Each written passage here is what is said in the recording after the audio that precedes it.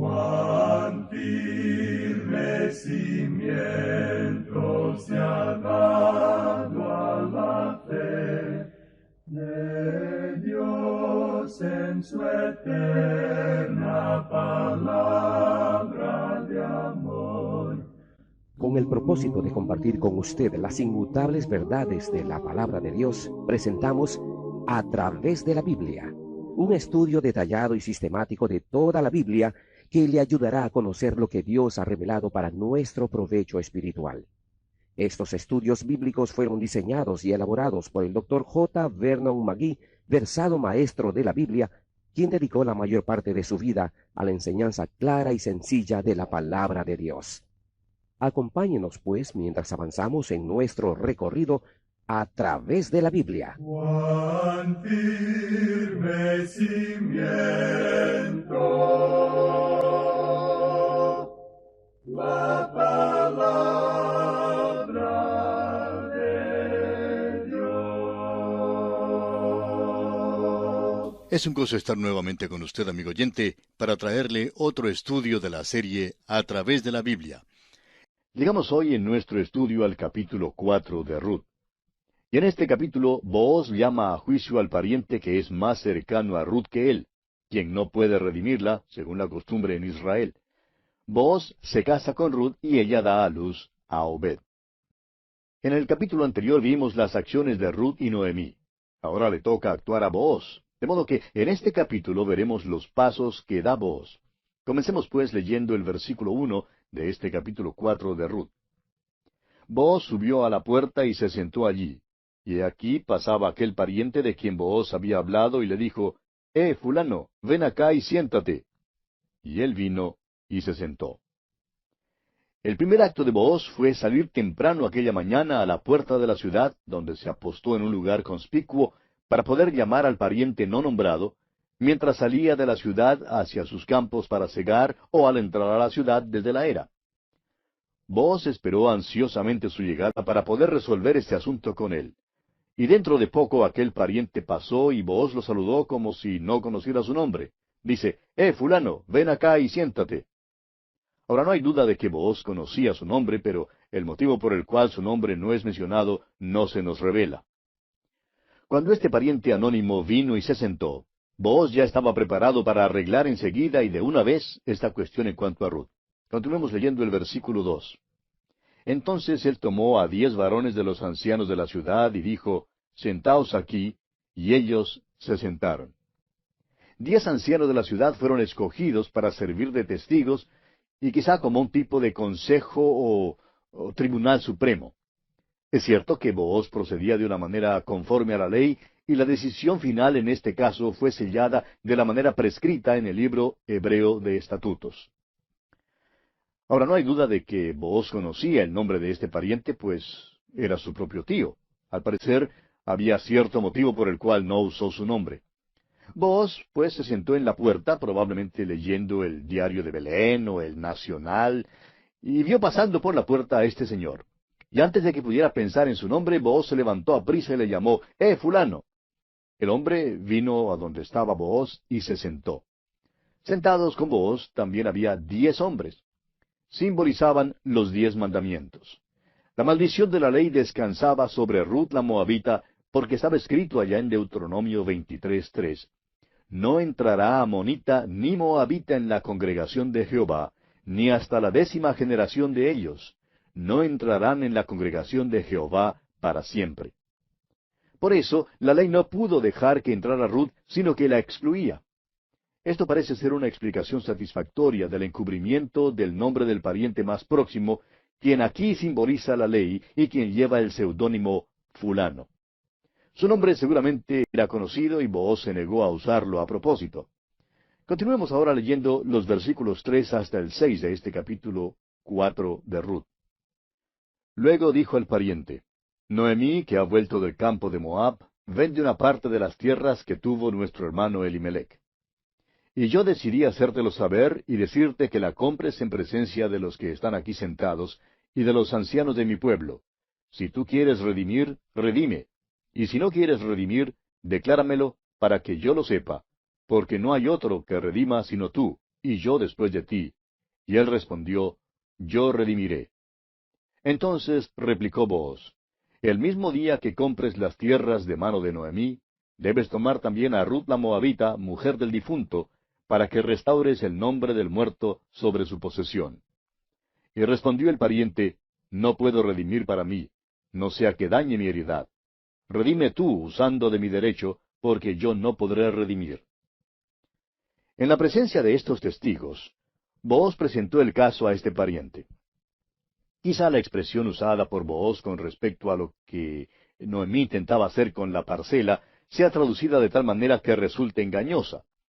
Pero nos parece a nosotros que la mejor interpretación se ofrece por un comentario que afirma que las tensiones de los años de hambre habían obligado a Noemí a vender su parcela en algún tiempo después de su regreso a Belén. El doctor Elliot sugiere que Elimelech había hecho esto antes de morir. Bueno, sea como fuere, la tierra necesitaba ser redimida, pues las circunstancias adversas habían obligado que Noemí vendiera la propiedad contra su voluntad.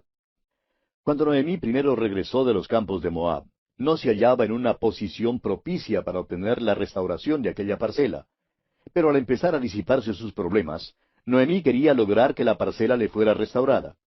Esta parcela era parte de la propiedad de Elimelech, y como él era hermano del pariente no nombrado y pariente de Booz, era la prerrogativa de ellos redimir la parcela. El primer Goel fue el pariente fulano, y luego Booz en caso de que éste rehusara. Ahora fíjese usted en el método sutil de Booz. No se le acercó al pariente anónimo de la misma manera en que Ruth se le había acercado a él. Ella demandó sus derechos como viuda bajo el estatuto tocante al Goel, o sea, pariente redentor. No mencionó la parcela. Evidentemente, Booz había discutido aquel punto del caso con ella. Cuando Booz presentó el caso a este pariente no nombrado, hizo que la parcela fuera el punto de importancia. Ahora, según la técnica empleada por Booz, él mencionó en primer lugar la necesidad de un Goel, o sea, un pariente redentor para la parcela, y luego presentó como una alternativa final el caso de un Goel, o pariente redentor, para Ruth, para disuadir así a este pariente. Por su manera de presentar su caso, Booz reveló su propio anhelo de tener como esposa a Ruth. Ahora el pariente expresó su buena voluntad de redimir cuando creía que se trataba solamente de la parcela, pero Booz estaba preparado para presentarle el gran inconveniente para poder desalentarlo porque él estaba enamorado de Ruth. Ahora Booz ciertamente atendió a este asunto pronto, expedito y rectamente, pero también empleó la prudencia de serpientes. Puso esta objeción final como un verdadero obstáculo, el cual fue destinado a causar que este pariente anónimo renunciara a todas sus prerrogativas. Dice el versículo 5, entonces replicó Booz, el mismo día que compres las tierras de mano de Noemí, debes tomar también a Ruth la Moabita, mujer del difunto, para que restaures el nombre del muerto sobre su posesión. Lo que Ruth presentó como la demanda primera para un pariente redentor, Booz lo guardó como última, como un colmo. Ahora Ruth tenía derecho sobre la propiedad de Elimelech. Los dos hijos de Elimelech eran los herederos legales de la propiedad. Si uno o el otro hubiera dejado un niño, éste habría sido el heredero legal de la propiedad. Pero murieron sin tener hijos. Por tanto, sus esposas podrían pasar la propiedad a cualquier hijo que les fuera nacido del Goel, o sea, del pariente redentor de la familia de Elimelech. Les era posible por nacimiento traspasar el título de la propiedad a sus hijos. Más adelante veremos que las mujeres de la ciudad llaman al hijo de Ruth por Booz, el pariente redentor de Noemí.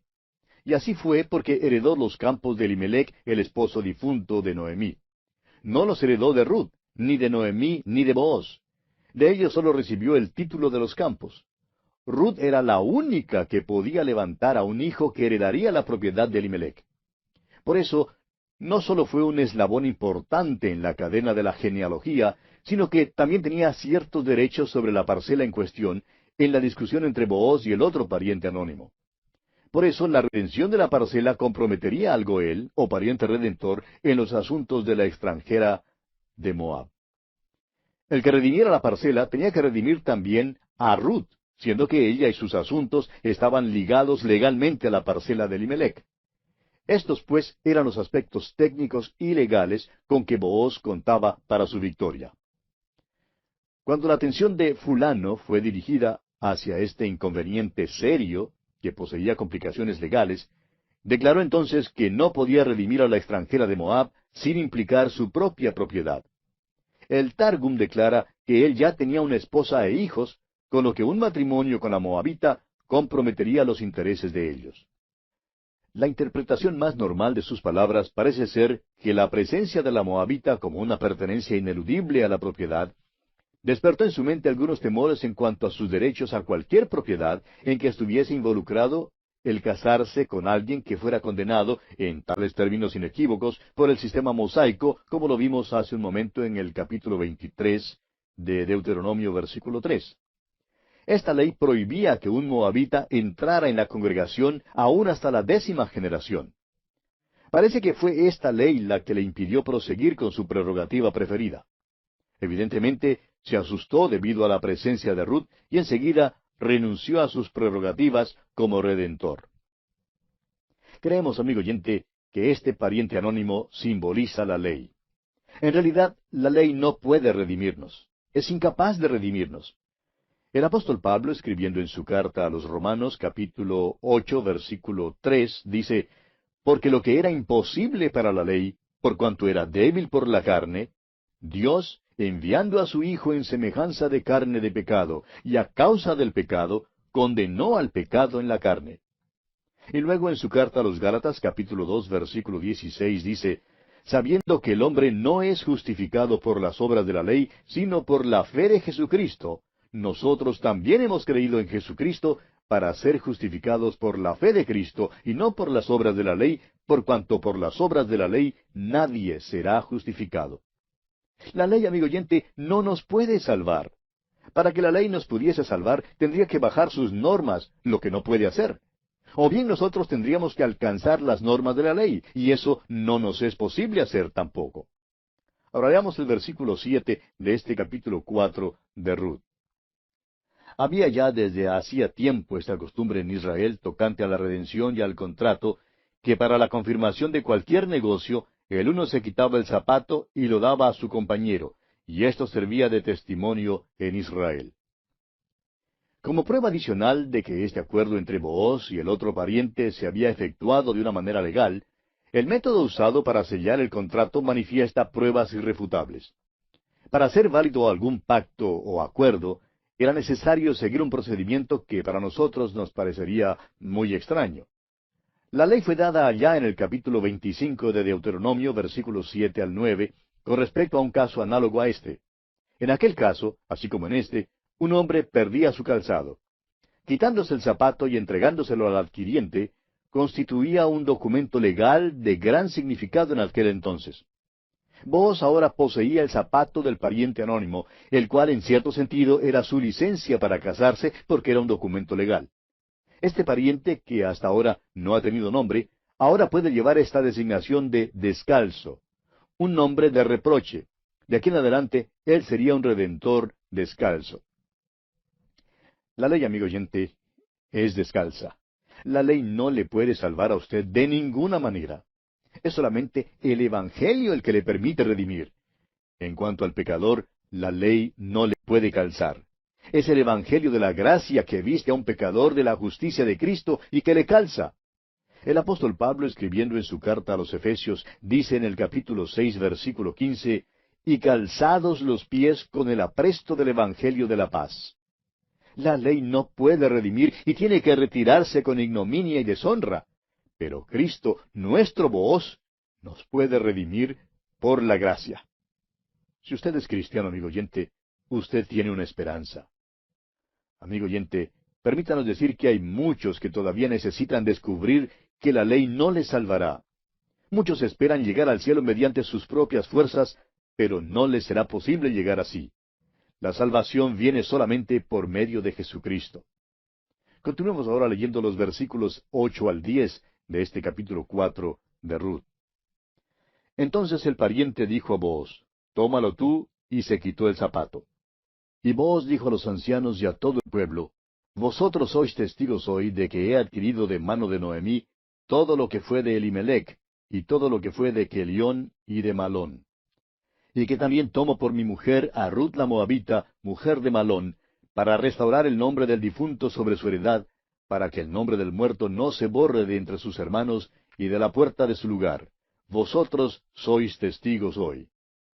Poseyendo ya el documento legal, el zapato del descalzo, Booz concluyó la transacción llamando a los 10 ancianos para que sirvieran de testigos que ahora era él, quien aquel día redimía las propiedades de Elimelech, Malón y Kelión.